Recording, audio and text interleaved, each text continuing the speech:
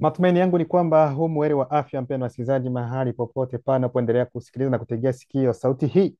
Hii ni sauti ya ndugu yako Imani Mchimbwa katika siri ya mambo yaliyofichika, na kwa ruhusa yake Loba Tite, muumba pekee wa kwe, naja tena mbele zenu wapendwa wasikilizaji, na kipindi na mada hii ambayo tayari mzaliwa pili ambaye ni Zilula sa ameshaitoa kwetu. Ndugu zangu, kama jinsi mnavyoona, tema hapo inahusu siri ya uzazi. Siri ya uzazi. Tutaingia katika maarifa yaliyokatazwa. Haya ni maarifa yaliyokatazwa, maana tutaongelea kitu ambacho hamujawahi kusikia. Yes, haya mafundisho ni magumu tena makubwa sana, na yanafungua tena ufahamu zaidi sana, mjue mambo yanavyotendeka kuhusiana na mambo ya uzazi, aweza kuzaa, kwa sababu watu wanaposema kwamba uzazi, moja kwa moja wanaona mwanaume na mwanamke, wao ndio wanatakiwa kuzaa, haya mambo mengine no. Tutaenda kuonyesha namna mambo yalivyokuwa hapo awali, na muda huu utofauti ni upi zaidi sana. Kwa hiyo katika mambo ya uzazi watu watazungumzia kuhusiana kwa mfano na shahawa, wataongelea kuhusiana na mbegu za uzazi, wataongelea kuhusiana na manii ambao wataita spermatozoida. Haya yote watu wanazungumzia, lakini walio wengi hawawezi wakafanya utofauti kati ya shahawa na manii. Hawawezi wakafanya utofauti, hawajui ni nini ambacho kinatendeka, ingawa wengine wanajua, lakini wengine hawajui utofauti kati ya hayo, kwa sababu tunaposema shahawa na nikasema kwamba labda ni sperma tuseme hiyo, na manii tuseme kwamba sasa ndio spermatozoid kama gisi wanavyosema, kwa sababu natakiwa kuelewa kitu kimoja na mtaenda kukielewa hapa baadaye. Kwanza tutaenda kwanza kusoma makala moja ambayo wanazungumzia kuhusiana na uzazi. Yes, wanazungumzia kuhusiana na uzazi. Tutaenda kwanza kuyasoma mwelewe gisi wao wanavyosema, na alafu sasa tutaenda kuingia baadaye katika kitabu cha maajabu ambacho ni Carlton DMC, ambaye atatufunulia kabisa siri na namna gisi mambo yalivyokuwa na kwa nini hayapo kama gisi yalivyokuwa hapo awali, na hayo mambo mtaenda kuyajua ni mambo gani, ndugu zangu. Sasa makala moja inasema kwamba kurutubisha hutokea wakati yai na manii, ndio nikasema manii ndio watu watasema hiyo spermatozoida, kwa sababu najua kwamba hichi ni Kiswahili ambacho katika nchi zingine ambazo ni tofauti na Tanzania labda ikawa vigumu zaidi. Ndio maana huwa mara na changa, kuna mara naongelea kile ambacho kinaeleweka zaidi sana katika nchi mbalimbali. Kwa hiyo hapa mnaposikia manii, yani muelewe kwamba ni spermatozoida, aidha mkifaransa spermatozoide. Kwa hiyo hichi ndio mtaelewa vizuri. Wanasema kwamba kurutubisha hutokea wakati yai na manii zinapokutana. Yaani kuna yai ambao wataita ovila, za ovila, sijui mnaita namna gani kwa Kiswahili, lakini wengine wanaita tu ni yai. Sasa inapokutana na spermatozoid, hapo ndipo wanavyosema. Ili hili lifanyike, manii lazima ipite kwenye safu inayozunguka yai. Yai na manii huungana katika seli moja, wakati mwingine huitwa yai. Kwa hiyo hapo ndipo hiyo spermatozoida aidha manii inaenda moja kwa moja kufanya kitu kimoja na hilo yai la mwanamke, ili kwamba baadaye kupate kuwepo na urutubisho, yani kupate kuwepo na uzao baadaye, aidha uzazi, tunaweza tukasema hivi. Sasa swali la kujiuliza, manii huwa inazalishwaje kwa mwanaume, yani spermatozoida zinazalishwa namna gani kwa mwanaume? Kulingana na wao, ambapo wanasema kwamba korodani nyote wasiojua, yani ni zile mbili za mwanaume zile ambazo ziko chini ya uume, ambazo zina maana yake, nitaenda kuambia inamaanisha nini kwa mwanaume. Yani kuna korodani ambayo inatoa mamilioni ya mbegu za kiume kisi wanavyosema, ambazo zinasafiri hadi kwenye epididimisi, nitaenda kuelezea, ili zipate kukomaa. Yani wanamwambia kwamba wakati ambapo mwanaume anapokuwa katika tendo la ndoa, anapomwaga yani zile manii, yani ambayo spermatozoida zinaenda sasa, hazitaingia moja kwa moja hiyo sehemu ambapo, kwa mujibu wao, hazitaingia moja kwa moja kwenye sehemu hiyo tu hivi hivi. Yani zinatoka kwanza, kabla kwanza ya kumwaga, kama kisi unavyosema, hizo zinaanza kwanza kujitengeneza ndani ya korodani, zinajitengeneza alafu zinaenda sehemu ili kwamba zipate kukomaa, ndivyo anavyosema. Sasa wakati zitakapokomaa, Sasa wakati ambapo mwanaume atajamiana na mke wake aze mme na mke, sasa ndipo zitatoka sasa, tayari zimeshakomaa, halafu zinaenda kuingia ili kukutana na yai ambalo limo kwa mwanamke, na hapo ndipo mwanamke anaweza kabeba ujauzito, ikiwa ni mwanamke anayetakiwa kuzaa. Unaona? Kwa hiyo wao wanasema hivyo kwa sababu mtoto aweza kijana ambaye bado angali na umri ambao sijui labda miaka 9, 7, aidha 6, hawezi akabebesha mimba. Kwa hiyo wao wanasema kwamba ni wakati huu ambapo yani hiyo manii inajiandaa, yani iko sehemu ili kwamba ipate kukomaa, na ikitokea kwa mfano labda kuwepo na namna ya kijana huyo kufanya hivyo, na hiyo manii aidha spermatozoid bado hazijakomaa, yani kiumbe za mtoto ambaye atazaliwa hata kwa mtoto ambaye yuko sawa jinsi wanavyosema. Kwa hiyo zinaenda sehemu baada ya kutoka korodani, kwa sababu ndio inatoa mamilioni ya mbegu za kiume kwa mujibu wao, ambazo zinasafiri kwenda kwenye hiyo sehemu, alafu zinaenda zitatulia ili kukomaa. Sasa baadaye sasa kisha zitasafiri kupitia mrija mrefu unaoitwa vas deferens kabla ya kufika kwenye uretra na kutoka nje ya uume. Mnaona, yani hivyo ndio wanatuonyesha utaratibu gisi mambo yanavyotendeka bam hadi inapotoka kwenye uume na inaingia ndani ya mke. Hivi ndivyo wanavyoelezea. Hivi ndivyo wanavyoeleza wanasayansi, madaktari na wengine waliofunzwa namna inavyotendeka kuhusiana na mambo ya uzazi. Hivyo ndivyo inavyoongelewa hapa, na hata mashuleni kuna wengine ambao wanajua kwamba mashuleni watu walifunzwa, wanaume wanasema kwamba mwanaume anapomwaga kwamba kutatoka shahau. Unaona, na kitu ambacho unatakiwa kuelewa ni kwamba kuna tofauti kati ya shahawa ambazo wataita sperma na manii ambayo wataita spermatozoida. Yaani sperma aidha shahawa, yani ni ujumla aidha ni umoja wa manii, yani ndio inabeba, yani ni kama vile ambayo inabeba spermatozoida zote, hiyo ndio inaitwa sperma. Yani sperma ndio imebeba yote. Sasa humo ndani ndio mna nini? Mna manii, yani mna spermatozoida ambazo zinatoka. Kwa hiyo muelewe hivyo. Sasa humo ndani ya sperma ndio kuna mamilioni na mamilioni ya spermatozoida za manii ambayo itaenda, lakini kati ya hizo kunatakiwa moja tu ambayo itaingia ndani ya mwanamke na zingine zote zinaondoka, zinakufa, zinashuka. Hivyo ndivyo inavyoelezwa, ndugu zangu. Sasa kwa hiyo wao wanasema kwamba wakati ambapo mwanaume anapokuwa na mke wake wakati wa tendo lao la ndoa, anapomwaga moja kwa moja, naposema kumwaga sio nje lakini ndani, ingawa haijakatazwa, nasema kwa wale sasa, moja itaingia, moja yani itaingia, natakiwa kuingia, lakini sehemu zingine hizi vingine vyote, yani spermatozoidi zingine zote, sasa manii ingine yote inabaki nje, haiwezi kaingia tena, kwa sababu moja imeshafanya contact na yai moja kwa moja. Sasa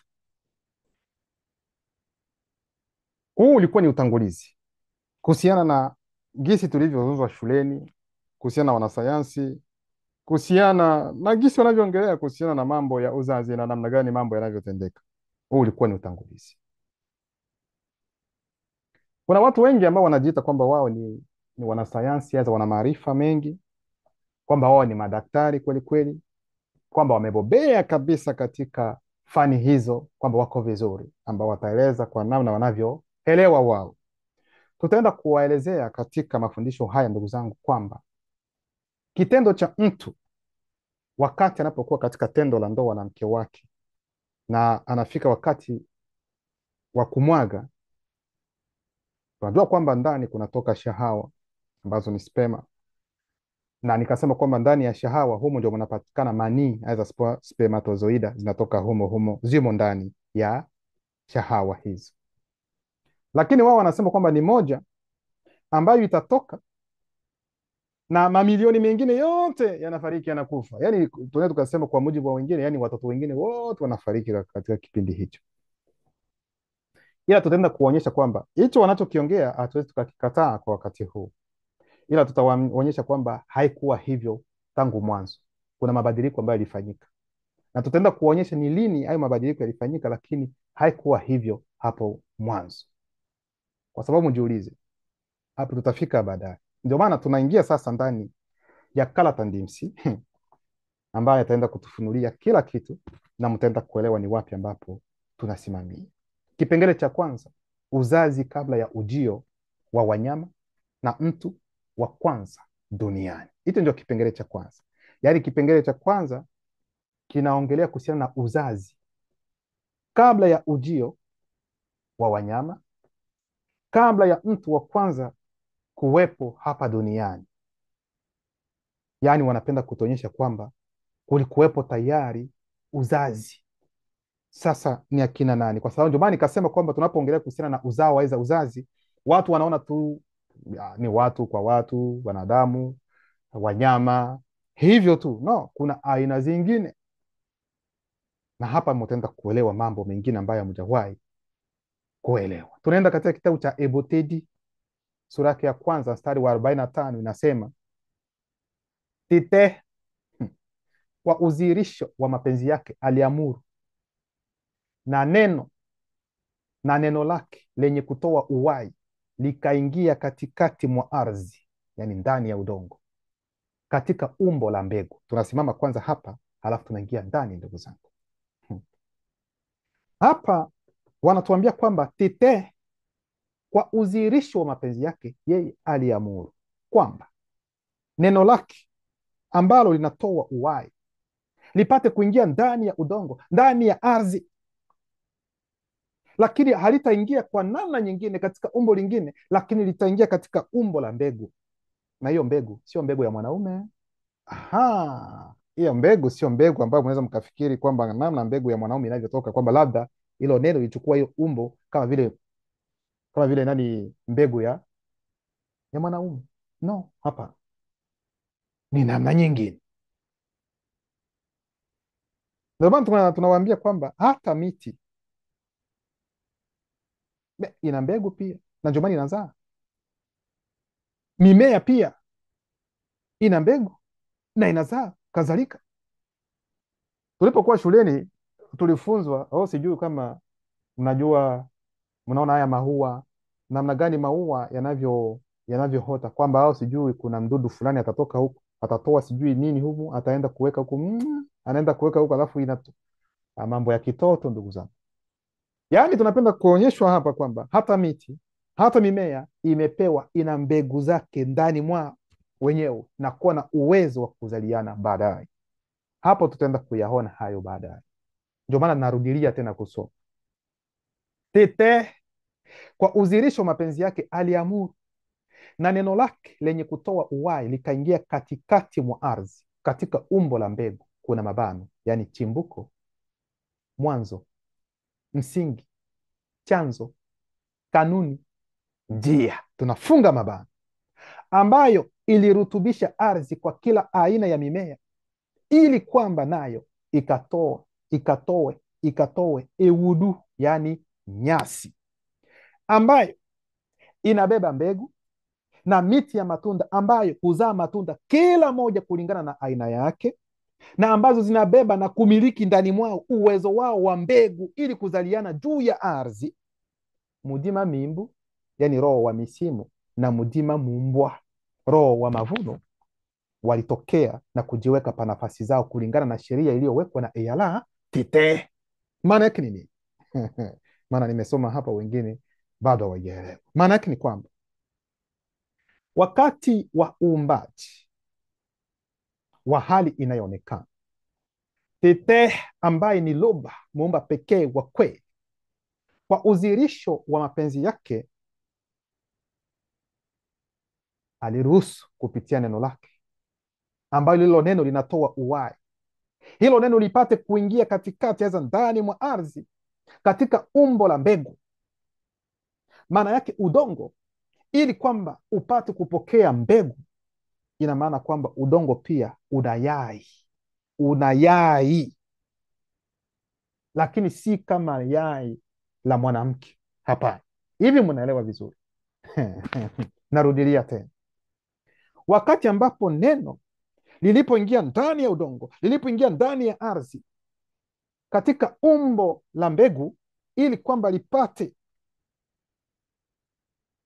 kuweka mbegu hiyo ndani ya udongo na udongo ukubali. Ni kwa sababu udongo, ndani ya udongo kuna pia yai ambayo inaitwa ovule, lakini ni ya udongo, ni ya dunia, tofauti na mwanamke. Na matokeo ya hiki kitendo tutaenda kuyaona baadaye. Sasa ni nini kilichotokea baada ya hapa? Sijui kama unaelewa hili. Ndani ya Biblia za kisasa wanasema kwamba Mungu yeye anasema kwamba na mwanga uwe, na mwanga ukawa. Iko rahisi kuongea hivyo, ni rahisi kuongea hivyo. Neno alitufunzi hivyo Mungu alisema mwanga uwe, mwanga ukawa.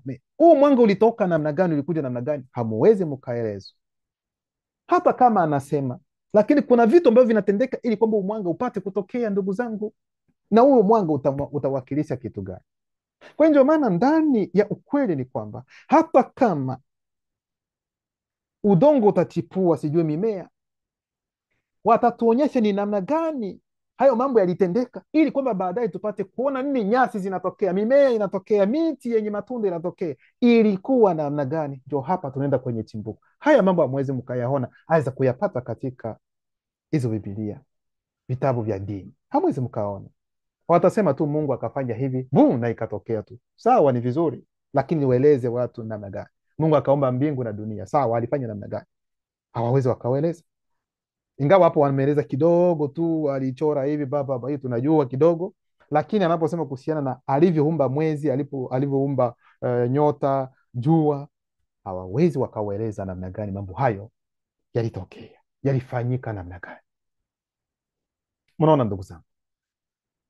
Kwa hiyo yai ambalo limo ndani ya udongo na mbegu ambayo ni neno lililoingia ndani humo ili kurutubisha ardhi, itazaa watoto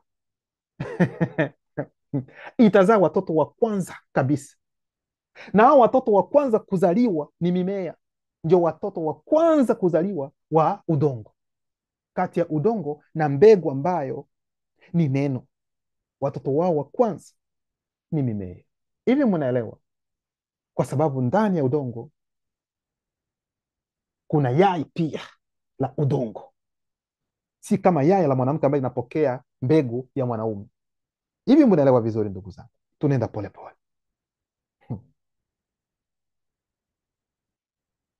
Kwa hiyo tumeona kwamba watoto wa kwanza ambao watazaliwa, watoto wa kwanza kabisa ambao watazaliwa, tumeona yaani kutoka kwa udongo na neno kama mbegu, ni mimea.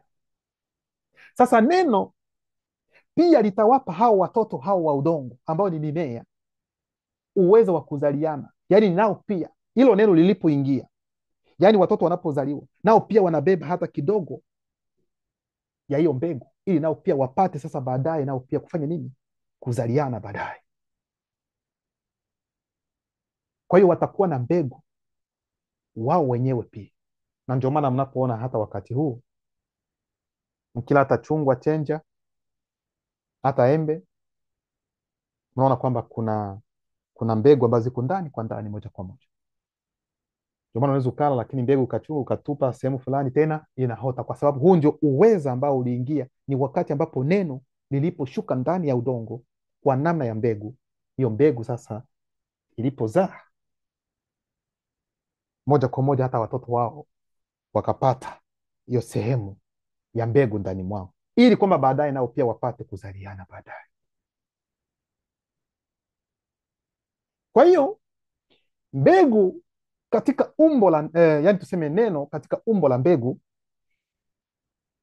litaenda kurutubisha yai la udongo na kuzaliwa mimea, na alafu mimea baadaye ndio mtaona sasa na majani pia yanaanza kutokea, nyasi yanatokea baadaye, haya yote yanatokea pia baadaye. Sasa mbegu hiyo haitakuwa tu katika hali ya kimwili peke yake. Aloba, kuna mambo ambayo ndio maana tumeingia katika maarifa yaliyokatazwa. Sio kila mtu ambaye anatakiwa kuelewa haya mafundisho. imeachiwa wale ambao wanatakiwa tu kuelewa. Hiyo mbegu itakapoingia haitakuwa tu katika hali ya kimwili peke yake, no.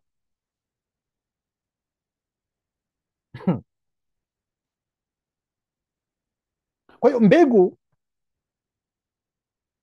hiyo mbegu inaposhuka inatakiwa ingie katika vipimo hivi vitatu, katika roho, nafsi na mwili. Ndio maana mtu mwanaume, wewe unayeniona, aidha mwanamke, ikiwa una uume, wewe mwanaume unaona mwili wako kwamba una uume, si ndio? Nafsi yako pia ina uume, roho yako pia ina uume. Hivi ndio unatakiwa kulielewa. Narudilia tena, mwanaume, ikiwa una uume unauona, tambua hata nafsi yako inayo na roho yako pia inayo. Dada zetu ni hivyo, ikiwa una uke ujue kwamba nafsi yako pia ina uke na roho yako pia hivyo hivyo.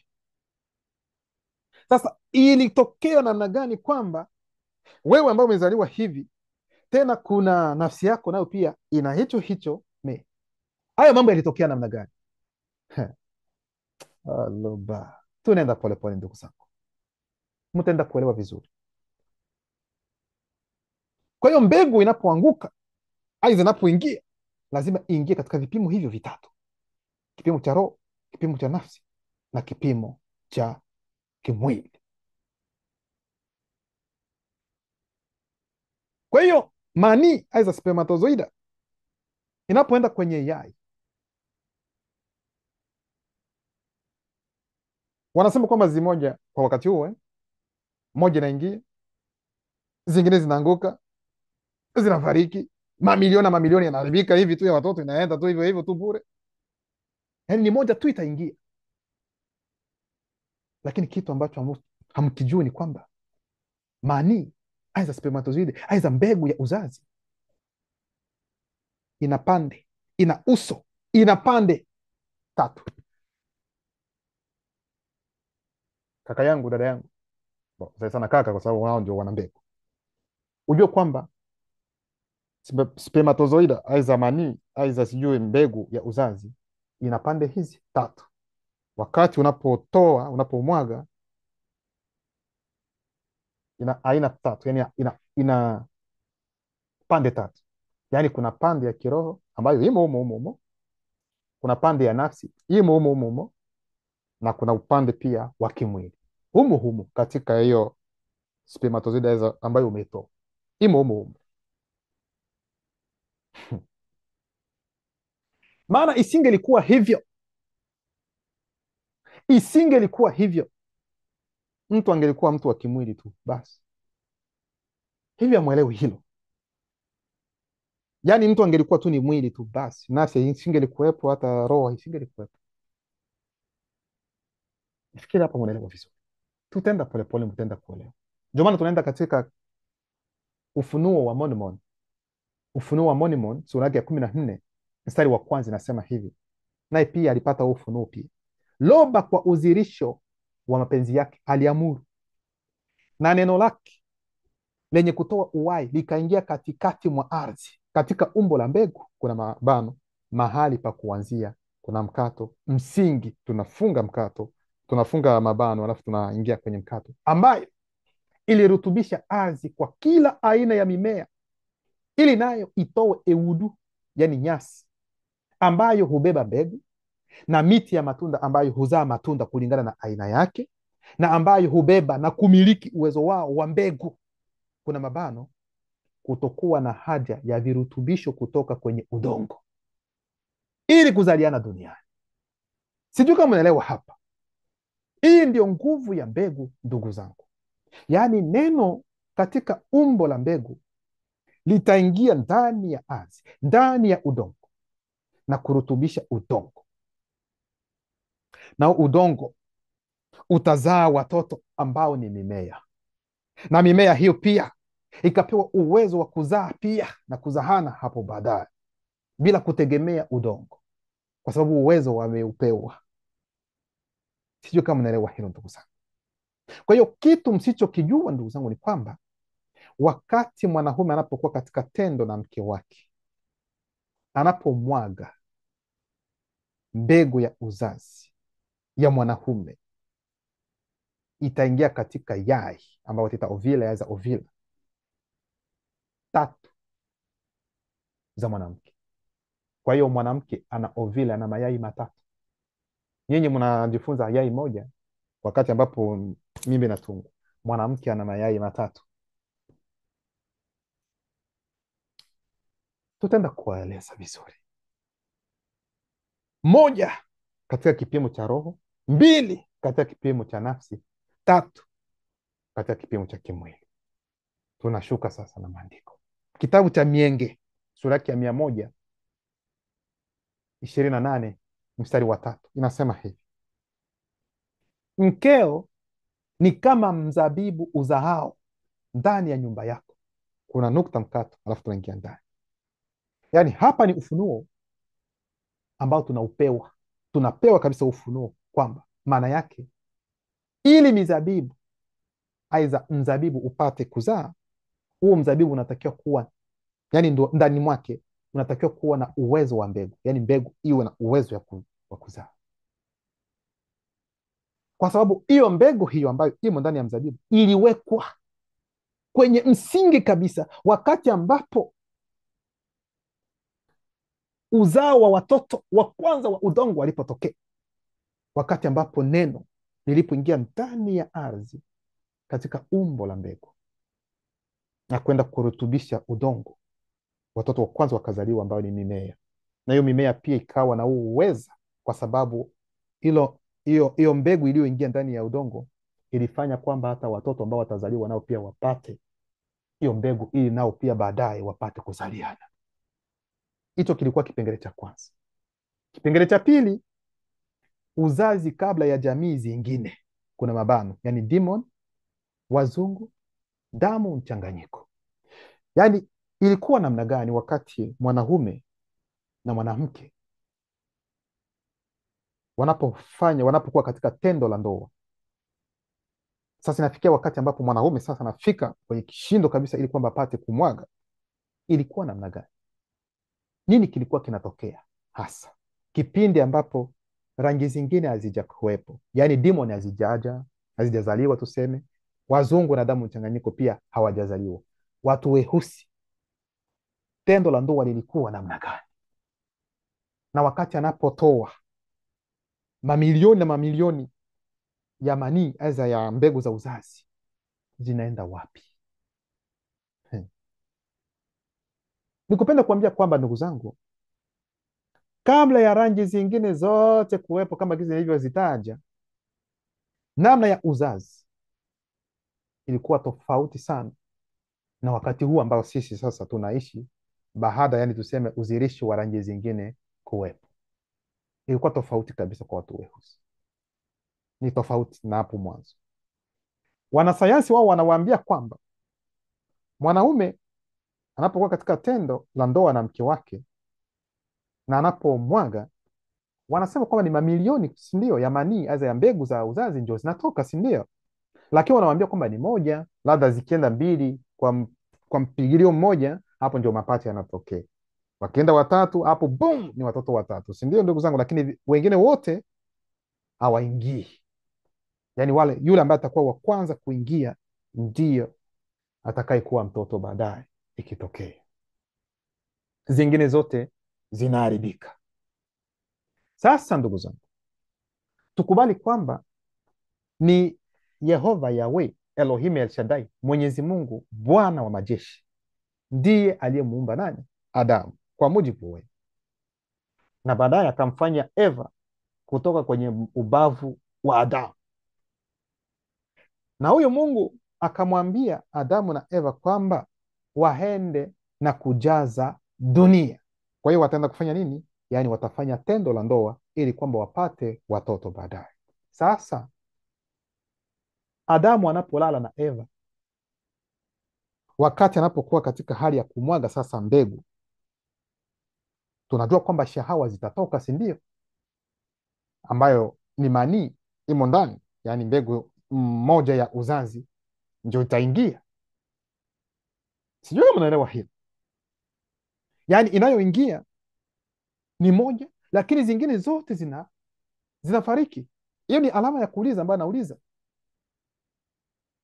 Na ikiwa ni hivyo, kwa nini huyo ambaye mtaita Mungu ataumba tena ziwe, yani kuwepo na shahawa za kutosha, na wakati mtu anapotoa tena zote zitoke mamilioni, na zote tena moja inaingia na zote zinafariki. Sasa yeye aweze akafanya tu ili kwamba wakati mtu anapotoa ni moja ambayo inatoka, basi mtoto anatoka anakuja sawa, lakini itafaa kitu gani? Aiza itamaanisha kitu gani utoe mamilioni lakini mmoja tu ndio atakubalika na wengine wote wanafariki? Ina umuhimu gani? Na ndio maana mtasoma ndani ya Biblia za kisasa wanawaambia kwamba kuna wakati fulani ambapo kuna malaika ambaye alikuwa hakija kwenye nafikiri mto. Sasa sijui kugusa nani maji ya mto, alafu sasa yule ambaye atakuwa wa kwanza kutumbukia humo ndani ya maji hayo ndiye aliyepona. Mnakumbuka hiyo hadithi ambayo iko ndani ya Biblia eh? Hiyo ndio maana yake ambayo wanatuambia hata kuhusiana na hizo manii aiza spermatozoida, aiza mbegu za uzazi, yaani ni moja tu ambayo itakuwa mtoto, wengine wote wanafariki. Sasa swali nauliza, ikiwa wakati huu ambapo huyo malaika anakuja na tikisa maji, alafu anasemekana kwamba mtu wa kwanza akiingia tu huyo ndio atakuwa wa kwanza kupona, yani ndio atapona tu. Sasa wakiingia 20 kwa mara moja, yani hawachani, wote wameingia wote 20 mara moja, nani nani atapona? Ukweli uko wapi kuhusiana na hili? Hiyo sio mada, lakini ni katika hiyo mantiki ndio wameandika hili. Ndio maana tunaenda katika kitabu cha Mormon, yani kitabu cha Ufunuo wa Mormon, Ufunuo wa Sulemani, sura yake ya 16 mstari wa kwanza hadi 2. Inasema hivi, kwa sababu hapa tu kwenye kipindi cha pili, za kipengele cha pili, kwa sababu tumeonyesha namna gani mambo yalivyokuwa, yani tendo la ndoa lilifanyika namna gani na mbegu zilikuwa zinafanya nini wakati huo, zote zilikuwa zinaenda wapi wakati kabla ya wazungu, rangi zingine zote hazijaja, watu walikuwa wanafanya namna gani? Inasema hivi, muda mrefu kabla na baada ya anguko, katika hali inayoonekana, muda mrefu kabla ya jamii zingine, yani demon, wazungu na damu mchanganyiko ambayo ni metisi kuzaliwa, ilitokea kwamba wakati wa kumwaga, wakati wa kujamiana, mamilioni kadhaa, sikilizeni kwa makini, aloba, mamilioni kadhaa, kuna mabano, idadi inayojulikana na roho, tunafunga mabano. Kwa hiyo wakati mwanaume anapotoa ni mamilioni kweli ya mbegu za uzazi, lakini hiyo hesabu inajulikana na wanaojua hiyo hesabu ni roho za agizo kula vitu. Ndio maana akasema sasa wakati wa kujamiana, mamilioni kadhaa ya manii ambayo mwitita spermatozoida, aiza mbegu za uzazi, kuna mabano, seli za uzazi za mifano ya awali seli za uzazi za mifano ya awali, tunafunga mabano, kutokana na korodani. Korodani ni nini? Ndio nani nini mbili ile mipira miwili ambayo iko kwa mwanaume. Yes, inamaanisha nini? Ambayo inawakilisha kiashiria mashahidi wawili kutoka juu zaidi ya uwepo usio kuwepo, kama chanzo cha mbegu, tunafunga mabano. Kwa hiyo hiyo nani mbili ya mwanaume ambayo iko chini ya uume inawakilisha mashahidi wawili, yani mzaliwa wa kwanza na mzaliwa wa pili ambao wao ndio chimbuko la mbegu. Tunaendelea, narudilia kusoma ili watu wapate kuelewa vizuri.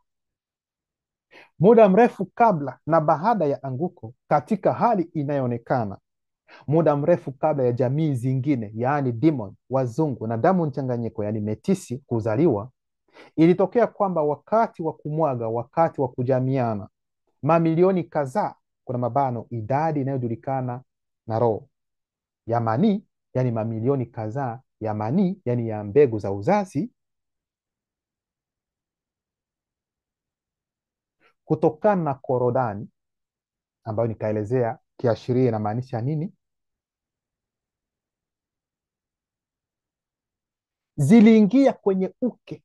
Sikilizeni kwa makini, ziliingia kwenye uke, na kuna mabano baada yake, aidha baadaye, tunafunga mabano, wakati wa kutungishwa, kuna mabano, hatua ya uzazi inayolingana na kupenya kwa manii ndani ya yai, tunafunga mabano. Mamilioni haya ya manii, kuna mabano, maagizo, kanuni sheria na amri, tunafunga mabano, yaliingia, tunafungua mabano yote kwa wakati mmoja, tunafunga mabano katika muunganisho wa yai tatu ambao wataita ovile. Kuna mabano roho, nafsi na mwili, ili kuunda, kuna mabano bora, tunafunga mabano seli yai, tunafungua mabano dunia, tunasimama. Maana yake nini? Ah, watu watu walio wengi wanasema kwamba wanajua unajua nini? Sikilizeni kwa makini hapa.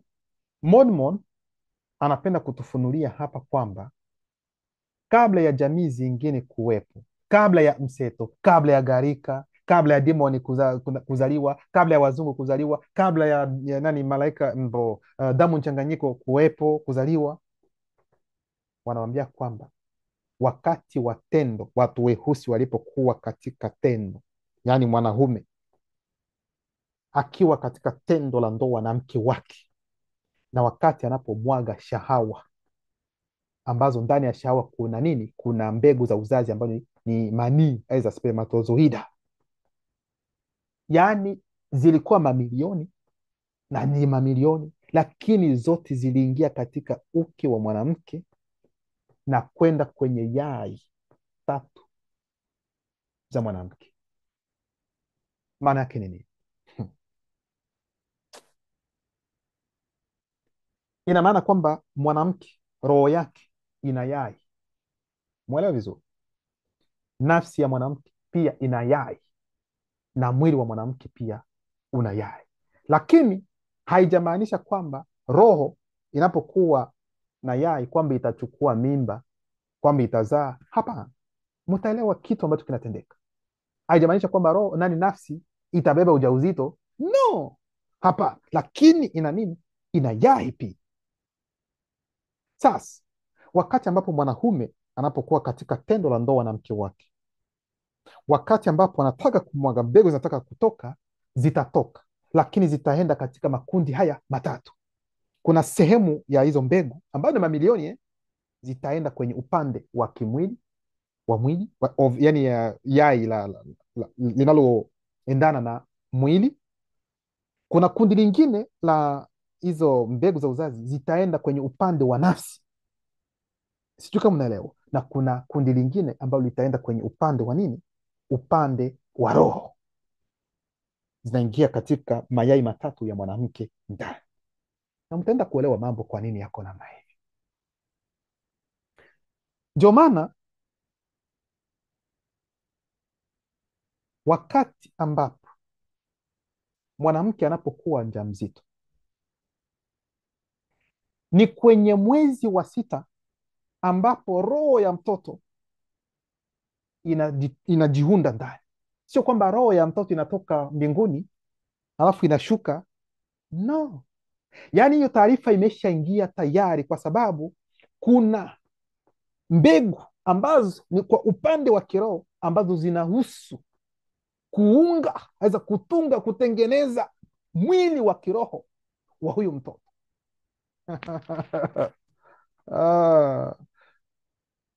Na wakati ambapo mwezi wa 6, kwa sababu mwili kikawaida, mwili wa mtoto ni kwenye mwezi wa 5, ambapo mwili wote, viungo vyote ndani ya tumbo ya mwanamke ambaye ni mjamzito ni mwezi wa 5. Yani mtoto anatakiwa au na kila kitu tayari kimeshaenea, mtoto ambaye atazaliwa vizuri bila matatizo. Na mwezi wa 6 ndipo sasa, wakati huo ndipo roho inajizirisha sasa, kwa sababu taarifa zimeshakuwa humo tayari, na wakati huo ndipo ile contact na nafsi naye pia atatokea wakati huu huu, na mtoto anakuwa hai, anakuwa na nafsi ambayo iko hai. Ndio maana hakuna roho ambayo inatoka mbinguni wakati mama anapokuwa na ujauzito, no, kwa sababu taarifa zote zimo humo, ila inategemea sasa, inatakiwa sasa kila kitu na wakati wake sasa nini kijizirishe sasa. Ni kama vile nawaambia kila wakati, mtoto anapozaliwa, aidha anapoanza kuundwa ndani ya tumbo la mama, Joana anauliza kila wakati, ni kitu gani ambacho kinaanza? Je, ni mifupa aidha ni minofu ndio inaanza? Kikawaida ni minofu, minofu ndio inaanza, halafu kadiri muda unavyoendelea mifupa nayo pia inaanza kujitokeza. Na sasa hiyo mifupa mtasema kwamba ilitoka nje alafu ikaingia tena ndani ya nyama alafu ikawa ndani kwa ndani? Hapana, yaani taarifa hiyo mifupa ilikuwepo tayari ndani, lakini inategemea kwanza, inatakiwa kwanza ifanye nini, muda wake ukifika ndipo itaanza kukomaa. Kwa sababu ingelikuwa kwamba labda mifupa ndio inaanza moja kwa moja, wazazi wangelikuwa wanatoa watoto namna gani ndani ya tumbo? Ndio maana utakuta kwamba mtoto anapotoka ni kama vile wote ameregea, kwa sababu mifupa bado haijakomaa. Kwa sababu ingelikuwa inakomaa, ingelikuwa vigumu kuzaa mtoto. Ndio maana ulimwengu wa kiroho unajua haya mambo yote. Ndio maana taarifa ya mfupa ipo tayari, lakini ni nyama kwanza ndio itaanza kwanza, alafu muda ukifika, kadiri muda unavyoenda na mfupa nao pia unaanza kujiunga ndani ndani, unakomaa unakomaa unakomaa. Hivi ndivyo ilivyo, na hivyo ndivyo ilivyo hata kwa nini, kwa roho ya mtu wa baada ya nguko, na ndivyo ilivyo hata kwa nafsi. Lakini mambo yanatendeka pale wakati ambapo mwanaume mme anapokuwa katika kipindi hicho cha tendo la ndoa na mke wake. Hapo ndipo utu wake wote, yani kuna mbegu ambazo zinahusiana na roho, mbegu ambazo zinahusiana na nafsi, na kuna mbegu ambazo zinahusiana na mwili wa kimwili. Na ndio maana wakati wa kumwaga, mwanaume anapokuja sasa anataka kutoa mbegu, hata mwanamke naye pia anaweza akashuhudia hili. Hapo ndipo unaona uko katika hali nyingine, yaani nafsi yako wakati huo, roho yako na mwili wako vinakuwa kitu kimoja wakati wa kumwaga, ili kwamba vitoe kile ambavyo vinatakiwa kutokea, ili kwamba viende kuunda mtoto mwingine ambaye atakuwa na nafsi, atakuwa na roho na atakuwa na mwili. Na ndio maana wakati wa kutoa wa kumwaga mwanaume unajihisi hali nyingine. Wengine wanasema kwamba ni kama vile naenda paradiso. Mmeshasikia watu wanaongea hivi, yaani ni wakati ambapo utu wote tatu wa mtu, roho, nafsi na mwili, uko kitu kimoja, alafu unatoa pap. Yaani kuna mbegu ambayo inatoka kwenye upande wa roho, kwa sababu roho imekubali, nafsi nakubali, mwili unakubali, inatoa boom, hiyo taarifa inaingia ndani na zitajigawanya. Moja itaenda kwa upande wa yai la kimwili, nyingine nafsi, na nyingine roho. Sijui kama hapa mnaelewa vizuri ndugu zangu. Ama mafundisho mwezi mkayapata sehemu ni kwa mzaliwa wa pili tu ndio kuna kila kitu. Haya ndio maarifa ambayo watu wanatafuta, wanataka kujua. Nafikiri hapa mnaelewa vizuri ndugu zangu, na ikiwa kutakuwa na swali mtauliza tu, lakini nina uhakika kwamba mnaelewa ili ambayo nimeongea, mnaielewa vizuri. Sasa ikiwa ni hivyo, sasa ni nini kinatokea sasa? Kitu kingine kipi ambacho kitaendelea? Yaani sasa tukasoma hapa kwamba hizo, kwa sababu watu wanaweza kujiuliza, imani ikiwa zote zilikuwa zikiingia, ina maana kwamba watoto watakuwa wangapi ndani ya tumbo? Watakuwa watoto mamilioni? No, mwili wa mtu umejengwa na seli, na seli ni vitu vidogo vidogo. Yaani hizo zilikuwa zikiingia ndani zote, na kila moja ilikuwa na umuhimu wake na taarifa yake. Ndio maana ndio maana wakati huo, ndio maana tukasema kwamba hapa tulisoma kwamba hizo zote ambazo zilikuwa zikiingia ndani hizo manii za mbegu zote ambazo zilikuwa zikiingia wakati huu kabla ya rangi zingine kuja, yaani zilikuwa kwa namna ya nani, tuliongea hapa, tuliona hapa kuhusiana na mambo ya nani, ya maagizo, kanuni, sheria na amri. Yaani kunaweza kukawa spermatozoida aidha mbegu moja ya uzazi ambayo itahusu kuhusiana na swala la nguvu, kwa mfano nguvu nyingine ambayo itakuwa kwa ajili ya, tuseme kitu gani, hasira, huzuni, furaha. Hizo zote zilikuwa ni aina ya nini, ya spermatozoida aidha manii aidha mbegu zilizokuwa zikiingia. Na ndio maana katika kipindi hicho mababu zetu walikuwa na nguvu za hali ya juu, walifanya mambo ambayo sio ya kawaida, kwa sababu kipindi hicho yani kila kitu kilikuwa kikiingia, yani alafu wanajengwa vizuri katika uweza wa hali ya juu ambao hatuwezi tukajua. Ila yo hali hii ilibadilika, ikafika wakati ambapo kila kitu kilibadilika. Mnapoona kina Esombewe ambao wataita Samson, ni kutokana na kile ambacho kilitendeka katika kipindi cha awali.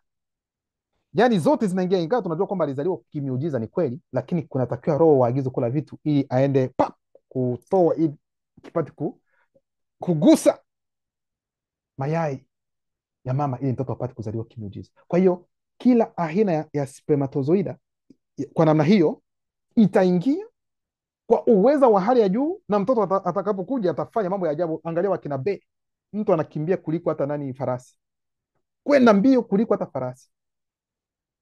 Mambo mengi ambayo yalitendeka kwa sababu hivi ndivyo ilivyokuwa. Sisemi kwamba Bea alikuwa kabla ya haya mambo yote, aweza kabla ya rangi zingine.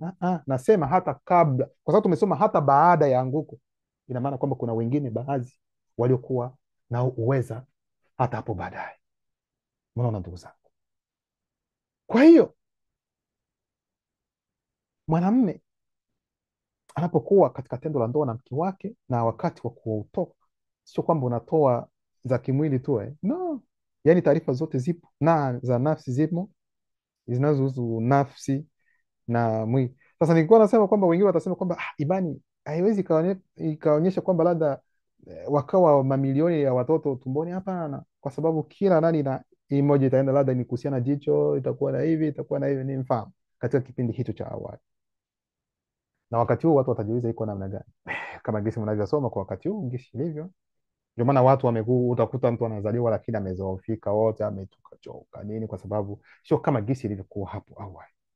Lakini Mormon anaendelea kusema pia ni kwa sababu hii kwamba mababu zetu kutoka nyakati zile walikuwa na vitivo visivyo vya kawaida. Ndivyo nilivyosema, kutokana na chanzo kizuri ambacho ni moto na muto hata baada ya anguko. Hichi ndio kitu ambacho nimeongea. Ndio maana walikuwa na yani uweza wa hali ya juu ambao sio wa kawaida, kwa sababu ndivyo ilivyokuwa mbegu zinaenda kabla ya rangi zingine kutokea. Sasa utofauti kati ya mababu zetu katika kipindi hicho kabla ya gharika na kabla ya mseto huo, kabla ya rangi zingine kuwepo, wao walikuwa na uwezo wa hali ya juu, kwa sababu manii aidha spermatozoidi aidha mbegu za uzazi zote zilikuwa zikiingia bila kufa hata moja, kama wakati huu. Ndio maana kitabu cha Ebutedi sura yake ya kwanza mstari wa 353 nasema wakati huo watu walikuwa na uwezo wa kuona, na vile vile baadhi ya wanyama katika maeneo yenye mwanga hafifu, yaani moto na watoto wake katika kipindi hicho walikuwa na uwezo wa kuona hata usiku. Yaani usiku unapojizirisha wao wanaona, hakuna tatizo, wanaona vizuri tu. Lakini kwa wakati huu usiku unapoanza kujizirisha moja kwa moja unaomba washeni taa, lakini wao hawakuwa na haja hivi. Lakini haimaanishi kwamba hawakuwa na teknolojia, walikuwa nayo. Unaona ndugu zangu? Kwa hiyo watoto wa mtu kutokana na hilo hata kuwa na haja ya imani hawakuwa na haja ya imani. Wao walikuwa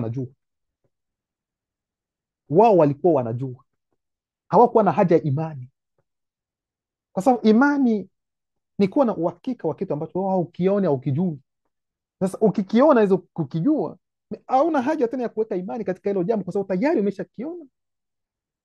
Ndio maana nyinyi mlio katika hizo dini muache vurugu. Adamu alikuwa wa dini fulani, Adamu alikuwa wa dini fulani. Unafikiri Adamu huyu mnayehita alikuwa na haja hata ya imani? Moto wetu sisi ambaye alikuwa ni mweusi, mnafikiri alikuwa na haja ya imani?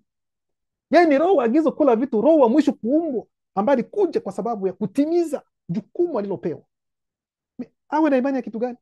Ya kwenda paradiso? Aweza nini? Sasa mwelewi imani ni kitu gani? Kipindi hiki tuko na mzaliwa wa pili, mnafikiri mzaliwa wa pili ana haja ya imani? Imani ya kitu gani? Ili aende wapi? Alisi ufalme wa mbinguni? Haina hata maana. Imani, sisi tunatakiwa kuwa na imani sisi, kwa sababu tunategemea, tunaamini, lakini hatujui, hatujaona. Kwa hiyo tuna imani kwa kile ambacho wanatuambia, na wakati tukiona, imani linakoma pale pale. N'importe quoi. Oh, alikuwa wa dini fulani, alikuwa dini zimezaliwa siku hizi. Unafikiri tangu awali dini zilikuwepo? Imekuja kudanganywa tu na hawa wazungu na Waarabu, wamekuja kuwadanganya tu, wanaleta takataka zao, alafu nyinyi mnakula mtu wa kwanza alikuwa wa dini fulani. N'importe quoi. Hamna hata aibu, hamna hata aibu. Ni muda wa kuamka. Watu weusi, amkeni, ondokeni katika hizo takataka za dini. Dini zote duniani zote ni za uongo. Hii naongea kila wakati na sina wasiwasi, sina woga. Nawaambia dini zote duniani zote ni za uongo. Imani lote ambalo unapatikana tofauti na hili ambalo limeletwa na mzaliwa wa pili, usiweke hata tumaini. Mnaweza mkajifariji kwamba labda imani, mbona wanaongea na huruma. Hilo ni lenu. Wale wanaojiita wachungaji wanajua nini wanachokifanya. Walio wengi wanajua kwamba ni waongo, na wengine wanafanya hivi, wanafikiri kwamba wako katika ukweli. Ndio wao nawasema, wao wengine wanafikiri kwamba wako katika ukweli kweli. Wao wenyewe waangalie kitabu cha Eboteli sura ya kwanza sura 152, nasema nilijisemeza ndani mwangu katika mshangao mkubwa. Huyu ni moto anasema, na kuvutiwa sana kama mbegu nilipoiona ardhi yenye rutuba. Kuna nukta mbili. Huyu hakika ni roho ya roho yangu, kuna mabano, inayoendana na mbegu ya mtu wa ndani. Tunafunga mabano. Nafsi ya nafsi yangu inayoendana na mbegu ya mtu wa nusu ndani na nusu nje, na mwili wa mwili wangu inayoendana na mbegu ya mtu wa nje. Ndani ya Biblia, huyu ni nyama kati ya minyama zangu, ni mfupa katika mifupa yangu. Wakati gani ambapo Mungu alichukua nani mnyama? Mungu alichukua nyama kwa Adamu wakati gani? Mungu alichukua ubavu. Wasiojua ubavu ni mfupa, wasiojua ubavu nawaambia kwamba ni mfupa ambao Mungu alichukua akaenda kutengeneza huyu mwanamke ambaye ni Eva. Namna gani huyu anayeitwa Adamu hadi tena aseme kwamba wewe ni nyama kati ya nyama? Mungu alitoa nyama, alitoa mfupa. Mbavu ni mfupa. Wengine wanasema kwamba ya imani kwenye mfupa, labda alibeba na nyama, haikuandikwa, ulikuwa ni mfupa tu. Alafu mfupa anaweza kutengenezwa, macho yanakuja, midomo yanakuja, kila kitu kinakuja. Ni mwanamke anakuja pale kwamba alitoa ni ubavu. N'importe quoi. Hizo ni historia za watoto ambao tulikuwa tunadanganya. Mfikirie tu namna gani ubavu utolewe tu, alafu mwanamke anaenda kutengenezwa kwa ubavu. Mtasema kwamba tu imani, wewe ujue mambo ya kiroho yote yanawezekana kwa Mungu. Tufikirie, tutumie hata akili. Msikubali tu kwa sababu wameongea tu, aiza imeandikwa tu. No, tumieni hata akili. Hapana, hapa mnapewa chimbuko. Wewe ni roho wa roho yangu, nafsi ya nafsi yangu, mwili wa mwili wangu. Kwa sababu mwanamke huyo alitokana na utu tatu wa moto, kwenye roho, kwenye nafsi, kwenye mwili wa moto, akafanywa kitu kimoja, mwanamke akatokea pale. Hapana ubavu. Ni historia za nani? Za Kiaramu ambao wanaongelea mambo ya hivi. Acheni na hizo historia za uongo ambazo hazina hata mbele wala nyuma. Ukweli unabobea hapa, ndugu zangu. Kwa nini mnaogopa? Mnaogopa kitu gani? Kipengele cha 3, upunguzaji wa uzazi ulianza kwa sababu ya mawala. Mawala ndiye mutaita Lameki. Mawala ndiye mwanaume wa kwanza kabisa hapa duniani, kwa watu wa hali hii ya dunia, kuoa wanawake wawili. Ni yeye ndio chanzo kwa wanaume, ndio nasema, ambao walio katika dunia. Ni yeye ndio alikuwa wa kwanza kufanya hivi, na alichokifanya yeye hakufanya kwa sababu ya furaha. Kitendo cha kwenda kuoa wanawake wawili ni kwa sababu ya maumivu aliyoyapata. Ndio maana ndani ya Biblia za kisasa watakwambia kwamba akawaita wake zake, wake zangu nisikilizeni, nilimuua mtu na mwingine nikamfanya hivi nikafanya vile nikafanya vile. Watu wanaweza wakasoma hizo andiko hawaelewi chochote. Yaani mtu wa kwanza kuwa na mitala, ndoa ya wanawake wengi, alikuwa muuaji, ikiwa mjuu, na ni tatizo la uuaji ndio lilimfanya aoe wanawake wawili, ili wapate kufariji na kumwondolea yale majeraha aliyoyapata baada ya kuua watu wawili. Na mtu wa kwanza aliyeua bila kukusudia alikuwa babu yake, ambaye mtaita Kaini. Ndio maana ndani ya Biblia za kisasa hawezi wakawambia Kaini alikufa namna gani. Abeli alikufa, sasa Kaini, hakuna sehemu ambapo Kaini amesema kwamba amefariki. Eva, Adamu alikufa, Eva, hakuna sehemu ambapo Eva alifariki, hawawezi wakawambia. Sasa sisi tunawambia ukweli jinsi ulivyokuwa. Wakati aliposema Lameki kwamba ameua watu wawili, wa kwanza alikuwa ni babu yake, ambaye ni Kahini, ambaye ni Pongise, kwa sababu mdogo wake hakuona vizuri. Na hapo ndio kulikuwa, yani kipindi hicho cha mawala ndio kipindi ambapo uweza wa kuzaa na nani zote kuingia ndio uliharibika. Hapo kipindi hicho ndio mwelewe vizuri, hizo ndio chanzo kabisa cha udhaifu sasa, na yani uzao unaanza kubadilika sasa kwa namna ilivyotakiwa, mbegu zote ziingie. Lakini kwa sasa hivi kulingana na hicho, mambo yalianza kubadilika. Ndio maana Ebotedi sura yake ya kwanza sura 367 inasema, ingawa mawala alikuwa na uwezo wa kuona pamoja na baadhi ya wanyama katika maeneo yenye mwanga hafifu, Dibokimene, yani ndio mdogo wake huyo, hakuona vizuri yule anayewakaribia kwa umbali huo. Hapo ndio tatizo lilianzia. Historia yote, video zipo, ni nini ambacho kilitendeka kuhusiana na hili lote, mambo yote yapo kwenye mtandao. Kipengele cha 4, uzao kupitia mtu wa kwanza. Sasa uzao kupitia mtu wa kwanza, kitabu cha Kalata Mukaisidi, kitabu cha siri cha nabii Daniel sura ya kwanza sura 949 inasema, mto hivyo alitembea kwenye nyasi vuguvugu ya Edeni, kuna mabano, katika lengo kwamba mtu apande mbegu yake katika udongo wenye rutuba, kuna mabano, yani mto mwanamke anachukuliwa kama vile udongo, na mwanaume ambaye ni mtu anachukuliwa kama mbegu, na yeye ni mbegu tena, yeye ndio mpanzi moto yeye ni mpanzi tena, yeye ndio mbegu. Mpanzi alienda kupanda, mbegu zingine zikaangukia huko na kule, maana yake ni nini? Mungu ameniambia, Roho Mtakatifu ameniambia, n'importe quoi. Rudieni hapa, tuko nyumbani, rudieni nyumbani kwenu. Hii ndio historia yenu, watu weusi, rudieni. Mnaogopa kitu gani? Mnaogopa nini?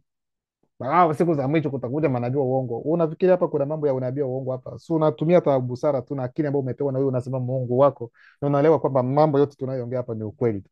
Wanafikiri kwamba haujui hivyo. Tunaendelea.